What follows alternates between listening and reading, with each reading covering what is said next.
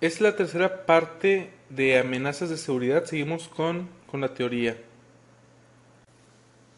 La parte de seguridad también contempla el que exista un desastre natural como puede ser un terremoto o algo parecido, y debemos de estar preparados para este tipo de desastres naturales y debemos de tener planes para que el negocio siga. Obviamente si es un terremoto, por ejemplo, o una inundación, o por ejemplo lo que pasó en las Torres Gemelas hace tiempo, imagínense que hubiera un site por ahí.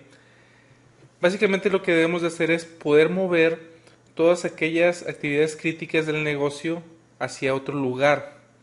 Obviamente también debemos de tener métodos alternos de comunicación tanto interna como externa.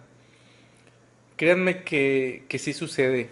Eh, a mí me pasó una vez, bueno, no a mí, pero sí a una empresa muy grande con presencia a nivel mundial, que su matriz aquí en México tuvo un problema de desastre y tuvo que mover todas sus aplicaciones críticas a un site que tenían en Estados Unidos. En un momento más les comento cómo terminó esta triste historia.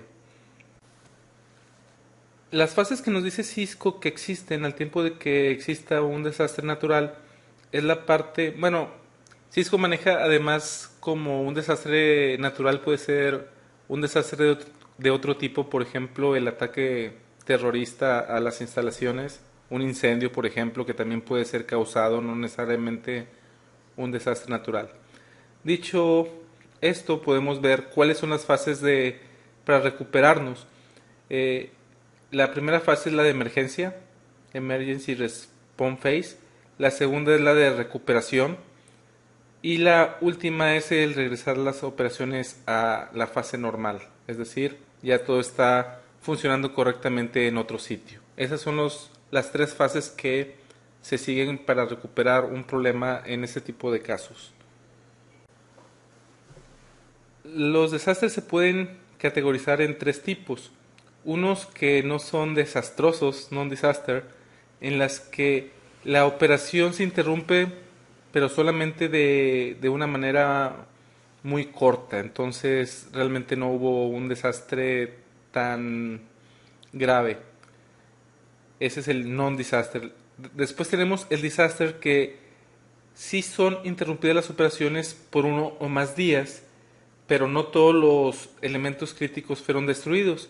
Un ejemplo pudiera ser de que se fue la luz en toda la ciudad y tienes UPS, pero los UPS no le pueden dar batería a, a todos los elementos, entonces tú eliges cuáles son los más críticos para que sigas operando.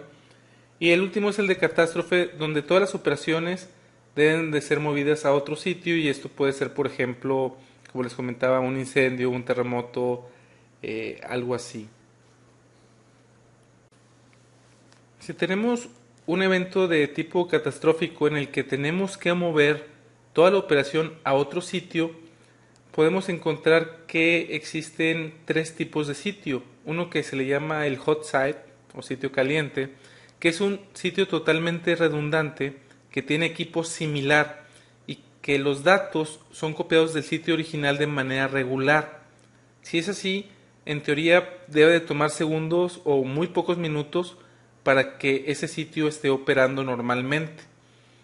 Tenemos el sitio también que se llama warm site, o se puede traducir como sitio tibio, en el que existe equipo similar, pero los datos en sí no son los mismos, es decir, regularmente no se hace el backup de los datos o no se hace la réplica de los datos. Por lo regular en ese tipo de sitios, personal del sitio original tiene que ir ahí y ver que todo esté funcionando, saber si realmente todo va a funcionar bien, llevar los datos.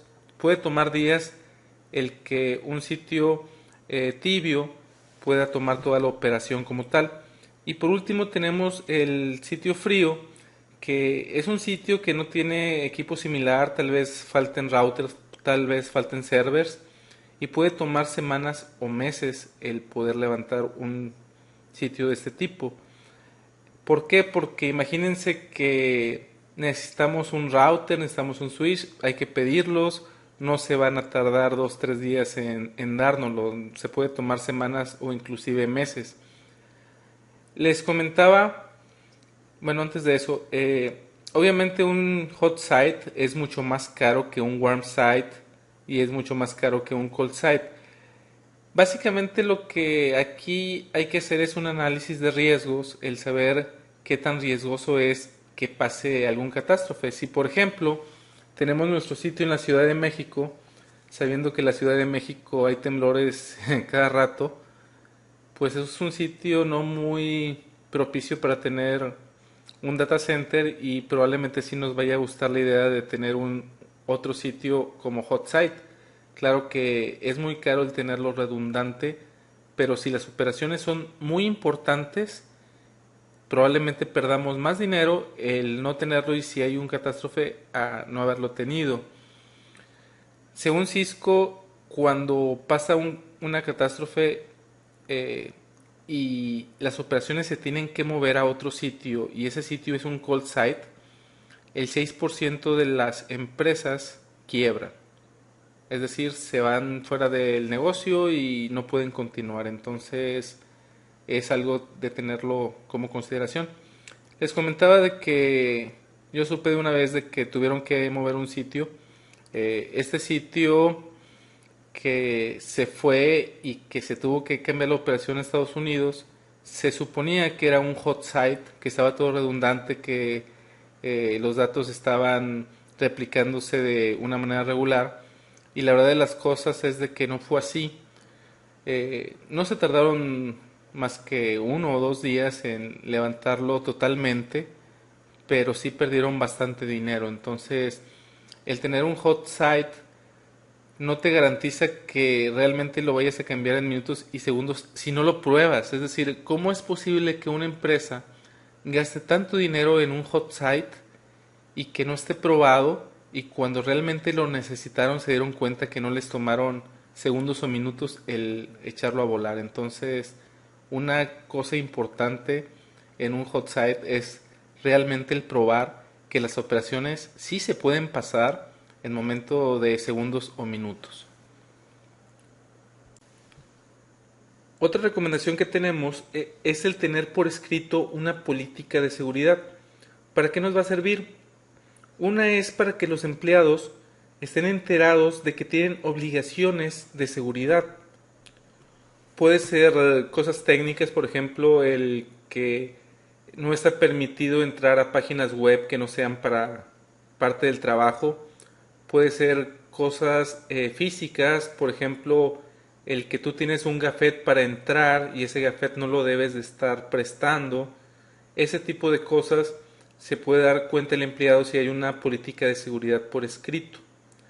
Ahora bien, una política de seguridad también nos va a ayudar a identificar qué soluciones de seguridad necesitamos para poder estar con esa política de seguridad bien. Es decir, si la política de seguridad dice que los empleados no deben de entrar a ciertas páginas web, entonces una solución de seguridad que identificamos es de que debemos de tener listas de acceso o algo parecido para evitar que los empleados entren. Otra cosa que nos va a ayudar a tener una política de seguridad es el tener un baseline para poder monitorear la seguridad. Es decir, otra vez el ejemplo de las páginas web. Podemos estar monitoreando a qué páginas están tratando o a qué páginas están entrando los empleados y ver si realmente se está cumpliendo o no. Y por último, debemos de estar conscientes que una política de seguridad no puede ser estática, es decir, debe de estar cambiando dependiendo de la necesidad del negocio, dependiendo de las nuevas amenazas de seguridad. No podemos pensar el que nos vamos a sentar 1 o 2 semanas a hacer una política de seguridad y pensar que esa política de seguridad va a ser para siempre. No, debe ser dinámica y va a depender de lo que requiere el negocio, número uno, y número dos, el estar conscientes de que cada día hay nuevas amenazas en la seguridad. Se conoce como la política de gobernación, por hacer alguna traducción, aquella política general a la que tienen acceso todos los empleados. Y básicamente lo que viene ahí es, como podemos ver aquí, la identificación del issue o del tema de la política se trata. Eh, Otra cosa importante que debe estar en ese documento es la discusión de cómo la organización ve ese tema de seguridad en particular. Si es, por ejemplo, el acceso, hablando de los gafetes, estamos diciendo que la identificación es no prestar el gafet y cuál es el punto de vista de la organización. Si lo prestas, la persona a quien se lo prestaste puede hacer mal uso de él, entrar a un lugar donde no debe, etcétera. También se debe examinar qué tan relevante es esa política en el ambiente de trabajo. Otra cosa que debe explicar ese documento es cómo los empleados deben de cumplir esa política. Otra cosa que debe de tener ese documento es enumerar las actividades apropiadas, las acciones y los procesos que implica el tener esa política. Y finalmente, y también es importante, es explicar qué consecuencias tiene el empleado que no las cumpla. Todo es bien importante que este documento esté completo, desde el número 1 hasta el número 6. Todo esto debe estar en ese documento que se llama Governing Policy. Otro tipo de documentos de políticas que tenemos en las organizaciones es una técnica. Una técnica puede decir, por ejemplo, cuál es el buen uso del correo, cuál es el buen uso de las redes wireless, cómo se debe usar el acceso remoto y cómo no. Es decir, aquí en este tipo de documentos son más técnicos, donde puede venir o no el qué pasa si no lo usas como debe de ser, eh, qué es lo que debes de tener cuidado, etcétera. Por ejemplo, en Wireless Network una política es no usar un access point pirata, no traerte un access point de tu casa para tener acceso wireless. Acceso remoto de VPN, una política podría ser cuando utilices el acceso remoto de VPN no puedes hacer cierto tipo de actividades, algunas sí, algunas no. ¿Quién tiene acceso remoto, quién no? Y si, por ejemplo, a ti te dan acceso remoto, no compartirlo con alguien más. Finalmente tenemos las End User Policies o políticas de usuario final. Y estos son los temas de seguridad y procedimientos que son relevantes a los usuarios finales. Entonces tenemos tres tipos de documentos: la Governance, la Technical y la End User. Otros documentos que podemos tener además de las políticas son un documento de estándares. Un documento de estándares nos va a servir para tener consistencia en toda la red. Por ejemplo, el estándar es usar OSPF como protocolo de ruteo. Entonces eso significa que todos los ruteadores deben de correr OSPF. El tener un estándar nos va a ayudar para hacer un troubleshooting más rápido, etcétera. Existen otros documentos que se llaman guidelines y no es otra cosa más que sugerencias, sobre todo de diseño y de operación. En Cisco, si ustedes buscan la palabra guidelines con OSPF, por ejemplo, o con firewall, se van a encontrar documentos muy interesantes. No es tanto para este examen, es más para la parte de diseño, pero créanme que hay documentación que cualquiera puede accesar muy interesante en Cisco, hablando de guidelines, que son finalmente las mejores prácticas. Finalmente, otro documento que podemos tener en la organización son procedimientos. Estos sí los deberíamos de tener y no es otra cosa más que instrucciones paso a paso, son recetas de cocina. Una que se me ocurre es, por ejemplo, cómo usar la VPN. El procedimiento puede seguir: paso 1, bajar de esta dirección el cliente de VPN; paso 2, entras, corres el software y te va a preguntar cuál es la llave, te va a preguntar cuál es la dirección IP, le vas a poner esta llave, le vas a poner esa dirección IP, etcétera, etcétera. Entonces, esta parte de procedimientos realmente sí es muy recomendable el tenerla bien documentada y sí tenerla en la organización. Ahora bien, ¿quién es el que hace las políticas de seguridad en una empresa grande? O al menos, ¿cuál es el puesto que debería de tener? Hablando de los puestos que se tienen en Estados Unidos. Tenemos el Chief Security Officer, que se llama, o se puede abreviar como CSO, el Chief Information Officer, que es el CIO, y tenemos el Chief Information Security Officer, que es el CISO. En el examen nos pueden preguntar quién es el que hace las políticas, por ejemplo, y puede ser cualquiera de estos tres. Entonces sí hay que memorizar este tipo de información para el examen. Ya hemos hablado varias veces de un análisis de riesgo. Podemos hacer dos tipos de análisis de riesgo, uno cuantitativo y uno cualitativo. El cuantitativo sirve de mucho cuando la red no es muy grande y queremos hacer el análisis para uno, dos, tres elementos. O también nos puede servir mucho para cuando el que va a tomar la decisión de qué se compra o qué no se compra, el tener un número. Como podemos ver, hay una fórmula que dice ALE es igual a AV por EF por ARO. ALE significa cuánto es lo que espero perder anualmente, Annualized Loss Expectancy. El AV es el valor del assessment de red que estamos viendo, del asset, es decir, del elemento de red que estamos evaluando. Por ejemplo, puede ser un servidor, puede ser un ruteador, puede ser un switch, puede ser lo que nosotros queramos.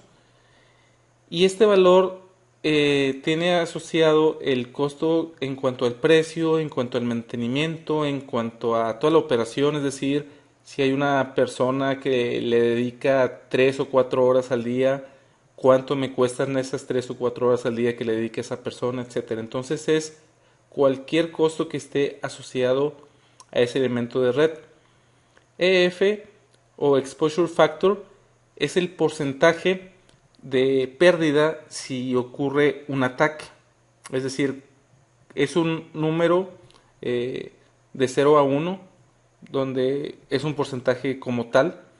Y finalmente el ARO es cuántas veces esperaría que ocurra ese ataque al año.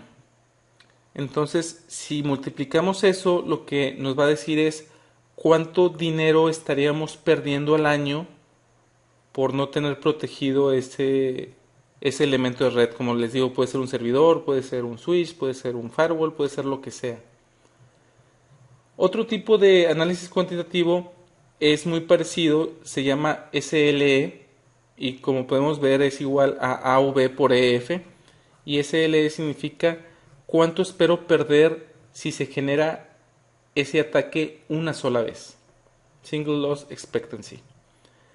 Con esos valores una persona se puede dar cuenta si me sale más caro el no protegerlo o el protegerlo. Ahora se imaginará en una red muy grande, el hacer un análisis de este tipo nos puede tomar mucho tiempo. Entonces es cuando se usa un análisis cualitativo, que es más apropiado en una red muy grande, y lo que se utiliza es un modelo en el que hay varios escenarios y en cada escenario se puede ver qué tanta pérdida puede haber. Es más general, no es tan específico, y como les digo, nos va a ayudar a hacerlo en una red más grande en la que no podemos hacer el análisis cuantitativo tan fácil. ¿Cuáles son los beneficios de hacer un análisis de riesgo? Haciendo un análisis de riesgo ya podemos ver cuál es el costo-beneficio de invertir en seguridad para proteger cierto tipo de elementos de red o no.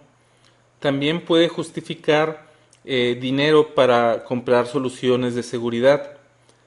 También nos ayuda a identificar qué áreas de oportunidad tenemos para mejorar la red en cuanto a seguridad.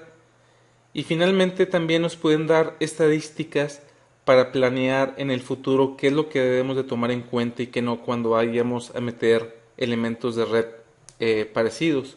Entonces, como pueden ver, sí tenemos varios beneficios al hacer un análisis de riesgo. Los project managers, que son los que administran los proyectos, siempre hacen un estudio de riesgos en un proyecto y siempre toman en cuenta cómo manejar los riesgos y cómo transferir los riesgos, que es esta parte de risk management and avoidance. El administrar los riesgos significa que no puedes eliminar todos los riesgos que existen, pero tu trabajo es reducir el daño a un nivel aceptable. Es decir, si la probabilidad de que suceda algo es muy pequeña y me cuesta mucho dinero el protegerme en contra de ese riesgo, tal vez ese dinero no valga la pena. Entonces, cada riesgo que exista debe de estar muy bien cuantificado, tener el análisis, saber si realmente me conviene protegerme, si la probabilidad es muy pequeña de que suceda, la verdad es de que invertirle mucho dinero no vale la pena, pero si es un riesgo que es muy probable que suceda, no importa cuánto dinero me cueste, debo de adquirir lo que necesite. Ahora bien, la parte de transferencia en un proyecto normal es muy fácil el poderle pasar la responsabilidad a alguien más. En ese tipo de cosas, por ejemplo, decir, voy a transferir el riesgo de que alguien accese a esta información, un hacker accese a esta información, no es tan fácil. En los proyectos lo que normalmente se utiliza es empresas aseguradoras en las que tú les pagas dinero y si sucede algo que no debería de suceder, pues la aseguradora te lo paga. Entonces ahí estás transfiriendo ese riesgo a alguien más. Pero la verdad es de que en esta parte de redes, en esta parte de seguridad, no creo que exista una aseguradora que te asegure y si lo hace te va a cobrar más dinero de lo que tú podrías invertir para eliminar ese riesgo. Esta parte es muy importante y ¿cuáles son los factores más importantes al diseñar una red segura? El número uno siempre va a ser lo que requiere el negocio. Imagínense que un negocio en particular tenga una aplicación que no pueda modificar por X o Y, que utilice Telnet. Esa aplicación lo que hace le da un Telnet a un equipo, ese equipo por medio de Telnet le envía varias cosas, etcétera, etcétera. Nosotros llegamos y decimos, oye, es que no deberías de tener Telnet porque es muy inseguro, pasa todos los datos en texto, no va encriptado, etcétera, etcétera. Deberíamos de cambiar eso. Y tal vez sí deberíamos de cambiarlo, pero realmente lo que requiere el negocio es de que esa aplicación funcione y aún que exista una gran probabilidad de que pueda haber un problema, el, el negocio sí lo requiere. Entonces, lo primero y primordial es poder darle al cliente lo que necesita. Entonces, si el negocio necesita eso, pues ni modo, tenemos que vivir con ese riesgo, que es el número dos. Eh, el diseño en el segundo paso debemos de tomar el análisis de riesgo que hayamos hecho. En tercer lugar está la política de seguridad.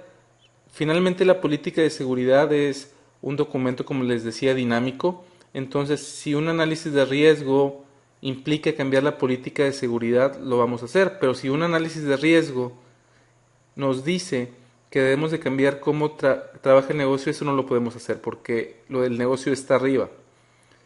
Después del riesgo, del análisis de riesgo, perdón, tenemos la política de seguridad, después tenemos las mejores prácticas y finalmente tenemos la parte de operaciones de seguridad.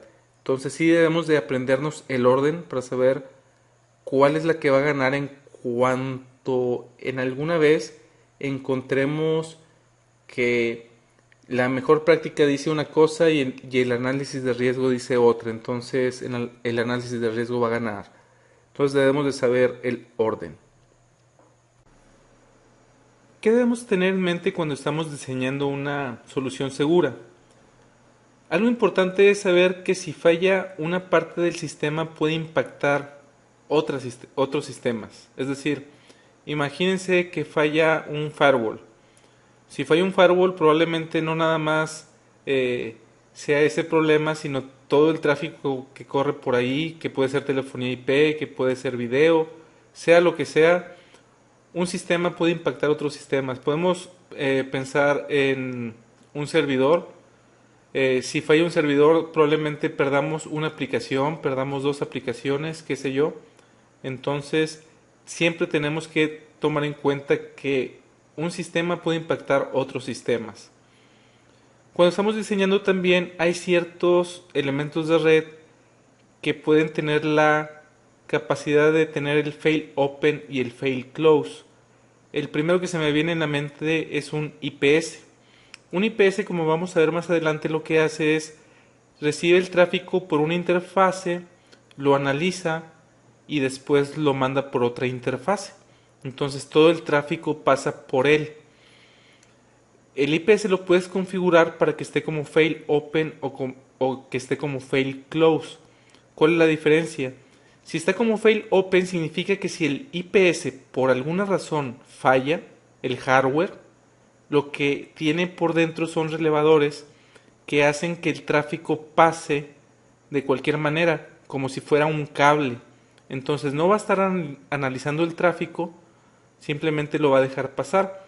También se puede configurar como fail close y eso quiere decir de que si el hardware falla, el tráfico no va a fluir, entonces la comunicación se va a cortar.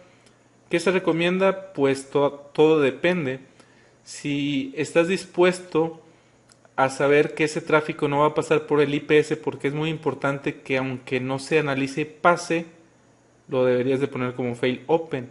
Si realmente es muy crítico que todo el tráfico sea analizado, entonces debería de estar como fail close. Otro elemento puede ser un switch. Vamos a ver más adelante que un ataque en los switches es cuando se llena la tabla de MAC address, y cuando se llena lo que hace es mandar un paquete nuevo que no sabe dónde está porque está llena la tabla de MAC address por todos los puertos. Esto puede ser inseguro, entonces se puede poner como fail open o como fail close. Si se podrán imaginar, fail open significa que si está llena la tabla, sí lo mande por todos los puertos, y si está como fail close, significa que si está llena la tabla, no lo va a mandar y ese tráfico se va a perder. ¿Cuál es la mejor configuración? Otra vez, depende de qué es lo que el negocio requiera. También debemos de identificar todo el tipo de ataques que podemos tener. Debemos de evaluar la probabilidad de que sucedan esos ataques. Tener en mente que los procesadores se están mejorando día a día. Estoy hablando, por ejemplo, de decir voy a poner un password de cierta cantidad porque el procesador del día de hoy, no sé, un procesador el día de hoy usando alguna utilería de el crack de password se va a tardar 100 años en descubrirlo. Pero sucede que dentro de 6 meses hay un procesador que lo puede hacer en 2 días. Entonces hay que tomar en cuenta que los procesadores van mejorando día a día. Tener también en mente que pueda existir un error de usuario. El punto que sigue es muy importante, el tener peer reviews. Peer reviews se refiere a que no nada más lo revise una persona, el diseño, sino lo revisen varias. Cada persona tendrá un punto de vista diferente. Tal vez a la primera persona se le pasó algo en el diseño que al tiempo de verlo alguien más se puede dar cuenta que le falta algo, entonces también eso es algo importante. Y otra cosa es mantener la solución lo más simple posible, es decir, que sí cumpla con todo lo que habíamos dicho, es decir, con los requerimientos del negocio, análisis de riesgo, etcétera, etcétera, y que la solución sea la más simple posible. Esto para hacer un troubleshooting más rápido en el caso de que se vaya a hacer, que eventualmente se tendrá que hacer, eh, para que los usuarios puedan seguir las políticas de seguridad de una manera más sencilla y para que las vulnerabilidades que existan en una red sean más visibles. Entonces, por eso es que nos conviene tener la solución más simple posible. En algunas empresas se utiliza lo que se le llama como privilegios mínimos o minimizar los privilegios, y también se le conoce como el concepto de least privilege. Eso lo que quiere decir es de que a cada usuario le vamos a dar los privilegios que nada más necesita y nada más. Eso suena realmente muy sencillo de implementar, pero la verdad es de que puede ser una verdadera pesadilla, como dice aquí en el slide, por las excepciones. Es decir, no tienes acceso a este server, pero a lo mejor lo necesitas una vez al mes. Entonces, el administrador de la red va a tener que abrir una lista de acceso o va a tener que entrar a un sistema para darle permiso a ese usuario, etcétera. Entonces, como les comento, esto es más sencillo de entender que de implementar. Algunos sí lo hacen y la verdad es como les comento, finalmente sí hay excepciones y esas excepciones hacen que la administración sea una realmente pesadilla. Como ya lo habíamos comentado, el entrenamiento a los empleados es una parte muy importante cuando queremos que nuestra red esté segura. Entonces, cuando planeamos el entrenamiento debemos de tener en cuenta lo siguiente.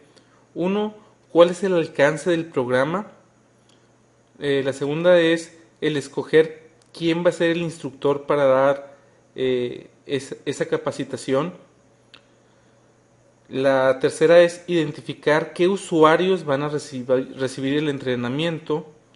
La cuarta es que el administrador debe de asegurarse que todos los usuarios que deben de recibir la capacitación realmente participen y la reciban. Y finalmente, administrar continuamente que se mantenga y evaluar el programa si realmente todavía cumple con lo que se debe. Es decir, si hay una nueva política o si hay un nuevo elemento de red el cual debe de ser parte de un entrenamiento, se debe decir. Es decir, no es de que voy a hacer un entrenamiento fijo, que sea estático, no dinámico, darlo y esperar que nunca cambie. Entonces debemos de estar siempre al tanto de las necesidades de entrenamiento que deben de existir para nuestro personal. Un programa para realmente alertar de seguridad se puede dividir en tres partes. Una es la parte del awareness. Awareness significa que estén enterados y awareness pudiera ser tan simple como que el administrador mande un correo diciendo que tengan cuidado cuando reciban un correo con un link de alguien que no conocen, como el correo que les enseñaba de la postal que me había enviado Mariana. El dar un ejemplo de ese tipo no es muy técnico, pero sí le estás diciendo de que deben de saber que no deben de abrir links que no deben. Si parte de la empresa pueden tener el Messenger, el decir de que si reciben un mensaje del Messenger con un link que no lo abran, esa es la parte de awareness. La parte de training se refiere a algo más técnico, por ejemplo, el que haya un curso para manejar el nuevo IPS que se compró, por ejemplo, eso sería la parte de training. Y la última que es la parte de education, lo que maneja Cisco, y digo lo que maneja Cisco porque no estoy muy de acuerdo, es de que es cuando vas a la universidad y tienes alguna eh, licenciatura o ingeniería, como le quieran llamar, de seguridad de IT. Y les comento esto porque la verdad es de que yo no he visto ningún programa, ya sea en México o en el extranjero, que realmente cumpla con lo que se ve en la vida real hablando de seguridad. Pero bueno, para el examen, la parte de education es eso, el tener un estudio, por ejemplo, en una universidad, el tener un posgrado en seguridad tal vez. La parte de entrenamiento, como les digo, es totalmente técnica y se refiere a, por ejemplo, el curso de IPS que les comentaba, y el awareness es la general, el decir que puede pasar algo malo si haces algo. Finalmente, ¿qué es lo que vende Cisco en cuanto a redes? La parte de mercadotecnia de Cisco lo que está manejando es algo que le llama arquitectura de la red de autodefensa de Cisco o Cisco Self-Defending Network Architecture. Básicamente lo que dice es de que consta en tres partes. Una, que la red de Cisco está integrada, que la seguridad está construida en la red, no está siendo agregada en la red, es decir, está totalmente integrada. Que debe ser colaborativa, es decir, que el personal que trabaja como seguridad IT debe trabajar de la mano con el que trabaja en las operaciones de la red de IT. Y la última dice que debe ser adaptiva, es decir, que las soluciones se adaptan en cuanto existen nuevas amenazas de red. Eso es lo que nos dice la mercadotecnia de Cisco. Obviamente, la base de todo esto son los appliances, el software que vende Cisco para hacer esto, y es lo que vamos a ver a continuación. ¿Cómo se autoprotege la red de Cisco? Primero tenemos la parte de control de amenazas, donde el endpoint, cada vez que veamos la palabra endpoint significa el usuario final, que puede ser un usuario en su PC o puede ser un servidor, por ejemplo, y nos dice que tiene el control de las amenazas de los endpoints, como pueden ser virus, malware, spyware. También tiene control de las amenazas de la infraestructura, como son servidores y aplicaciones compartidas, y también tiene el control de las amenazas de correo, como pueden ser virus, troyanos, links, etcétera. Entonces, la red auto de defensa de Cisco nos ayuda a controlar este tipo de amenazas. Cisco también nos dice que lo que nos vende es confidencialidad y comunicación autenticada, y esto lo hace por medio de la tecnología IPsec. En el acceso remoto nos ofrece lo que es IPsec, que algunos de ustedes ya los debe de conocer, que es el cliente de VPN. También tiene la parte de SSL VPN, que está, yo creo que más interesante que la parte de IPsec, porque en la parte de IPsec finalmente el usuario remoto debe de tener el software en su máquina, y en la parte de SSL VPN, cuando entras a una página web, baja el cliente y toda la configuración. Entonces el SSL VPN se me hace más poderoso y más fácil de vender que el IPsec. Y también tenemos la parte de hacer VPNs de sitio a sitio o site to site usando túneles de IPsec. En la parte de solución en cuanto a administración de la red de seguridad, lo que Cisco nos ayuda es, por ejemplo, a poder configurar masivamente con una nueva política, ver el estatus de la seguridad en la red desde un punto hasta otro punto, el tener una respuesta rápida cuando los ataques son hechos, y otra es el asegurarnos que toda la política de seguridad que hemos definido estén en todos los elementos. Eso lo hace con dos productos. Uno se llama el Cisco Security Manager y el otro se llama Cisco Security Monitoring Analysis and Response System, o MARS, que es conocido así. Siendo sinceros, antes de hablar de estos dos y antes de que existieran estos dos software de Cisco, a mí cuando me preguntaban que qué opinaba de los software de monitoreo de Cisco, la verdad es de que no quería opinar mucho, porque el Cisco Wars, el Cisco View y ese tipo de cosas, la verdad es de que a mí no me gustan mucho. Pero sí puedo decir que el Cisco Security Manager y el MARS en particular son soluciones de administración de la red de seguridad que sí son muy potentes, y la verdad es de que sí son muy buenos ambos. El Cisco Security Manager, para lo que nos va a ayudar es para aprovisionar las plataformas de Cisco que tengan iOS, los ASAs, los PIXs, los IPS. El ASA y el PIX son los firewalls de Cisco. El PIX de hecho ya está de salida, de hecho ya no se vende, pero bueno, todavía hay una gran cantidad de PIX en todos lados. Utiliza una interfase gráfica y nos va a ayudar a que una política que nosotros definamos sea aplicada a todos los elementos de red. Imagínense que en nuestra red tengamos 200 routers, 800 switches, 100 firewalls, 20 IPS, y queremos que todos tengan una misma política. Por ejemplo, que ninguno pueda ser accesado por Telnet, solo por SSH, que todos tengan cierto password enable, que nada más pueda tener un usuario local, etcétera. Todo ese tipo de configuración se puede hacer centralizada y la podemos hacer desde un solo punto sin tenernos que meter de uno por uno a todos los equipos. Entonces realmente el Cisco Security Manager nos puede ayudar con eso. Es importante saber que interopera con el ACS, que es el Cisco Secure Access Control Server. El ACS es un servidor de Cisco que es un servidor de Radius y es un servidor de TACACS. Esto lo vamos a ver cuando veamos AAA. Lo que debemos de saber por el momento es de que el Cisco Security Manager puede interoperar con el ACS. El Cisco Security Mars es algo diferente al Cisco Security Manager. Lo que hace el Mars es correlacionar eventos en una red.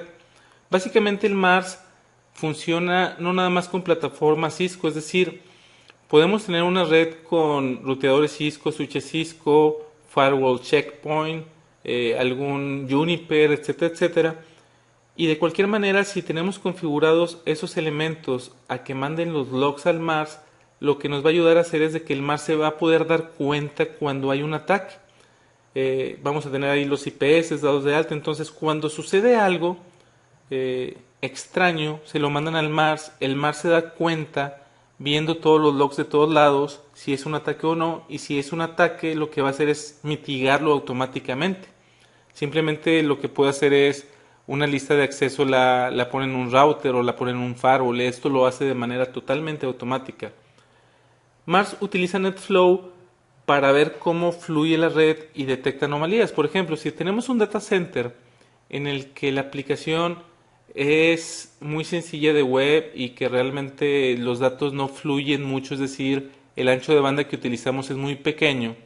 Si en un momento dado ese ancho de banda que se está usando se vuelve muy grande por un usuario, es una anomalía. Si por lo regular el ancho de banda que estamos utilizando son, no sé, 20K por usuario y de repente alguien está usando 10 megas, obviamente entró a una base de datos y se la está robando o algo así. Entonces lo que va a hacer el Mars automáticamente es poner una lista de acceso para que ese usuario deje de bajar lo que está bajando. Claro que si el data center, por ejemplo, tiene videos y la gente está bajando videos, pues lo normal va a ser de que baje archivos grandes y no pequeños. Entonces, ese tipo de cosas las identifica el Mars y acorde a eso es como funciona. Tenemos los productos también que tienen seguridad integrada. Los primeros que vemos son los routers iOS y aquí se refieren a la parte de los ISRs, es decir, todos los que tengan un 8, 2800, 2800, 3800. Dentro del router podemos tener el IPS, podemos tener VPNs y podemos tener firewall también. Para serles sincero, yo nada más usaría un router en seguridad hablando de VPNs y listas de acceso. Yo no pondría a un router como firewall o a un router como IPS. En este curso vamos a ver cómo configurar el firewall en el router y cómo configurar el IPS en el router, pero la verdad es de que yo recomendaría tener un IPS y tener un firewall para eso. Tenemos el Cisco ASA, este es la serie 5500, que es un firewall como tal. También se le puede poner un módulo de IPS, puede tener VPN, puede tener un módulo de anti-spyware, antivirus y anti-phishing. La verdad, la parte de IPS, anti-spyware, antivirus y anti-phishing no lo recomiendo ponerlo en el ASA. Se puede, pero la verdad es de que mi recomendación sería poner un appliance separado para eso. Para VPNs y para firewall está más que bien. El Cisco Pix, como les digo, ese ya ni siquiera se vende, pero lo único que podemos hacer ahí es firewall y VPN. Tenemos el IPS, que puede ser un appliance, que es el que les digo que analiza el tráfico. Eso lo vamos a ver más a detalle cuando lo configuremos. Tenemos el Cisco Security Agent, que es un IPS para una PC, es decir, no está en la red, está en la PC, es un software. La verdad es de que este software está muy bueno, lo vamos a ver a detalle un poco más adelante, y básicamente es un IPS para un host. Es caro, pero yo creo que vale la pena ponerlo en los servidores por lo menos. Tenemos el Cisco Secure Access Control Server, que les comentaba es un servidor de AAA. Y en los Cisco Catalyst 6500, que son los grandes modulares, y en los ruteadores 7600, podemos poner módulos de firewall y de IPS. Finalmente, Cisco también dice que el Cisco Router and Security Device Manager, el SDM, que es la interfase gráfica de los routers, es una parte de sus productos de seguridad integrada. La verdad, el que haya visto mi video del CCNA se dará cuenta que no soy un gran fan de SDM, pero en este curso del CCNA casi todo nos lo piden configurar desde el SDM y lo vamos a hacer así porque en el examen seguramente vendrá cómo configurarlo en el SDM y no en la línea de comandos. Con eso terminamos la tercera parte de teoría. Ya nada más nos falta la última parte. Les puedo prometer que después de eso, después de esta cuarta parte o la cuarta parte que es la que sigue, no vamos a ver ya tanta teoría, ya nos vamos a estar metiendo a los ruteadores y algunos switches para estarlos configurando las partes de seguridad que supongo que es lo que están esperando. Pero recuerden, como les comenté al finalizar los dos módulos anteriores, la parte de teoría sí es muy importante para poder pasar este examen.